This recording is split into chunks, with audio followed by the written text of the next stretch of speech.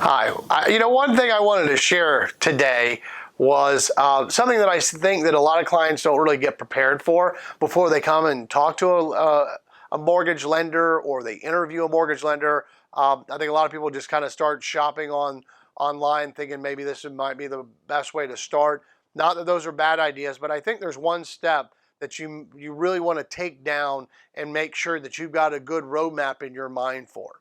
And that one question is, what's most important to you?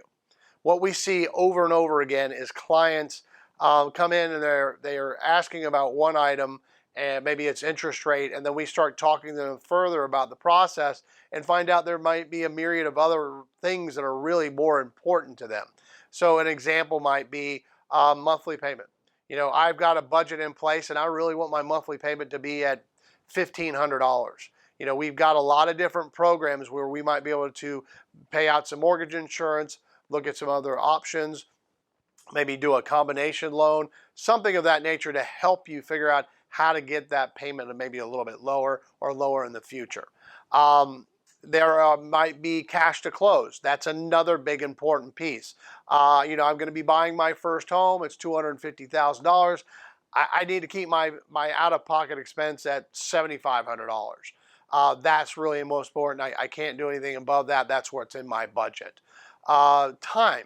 Time is also a big piece. We're seeing a lot of people now that are actually selling a home and then they're buying another home.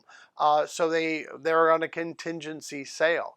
I need to make sure that I close on August 1st because that's when my existing home closes, and I need those funds to close on my new home, but I need a place to live. What you want to do is you want to make sure you have maybe a roadmap of some of these ideas of what's really most important to you before you start that interview process, so you can make sure you communicate those items to a lender and see how they react. Are they taking those into account? Do they have the pieces in place to be able to do that? Do they understand that that's the most important thing for you?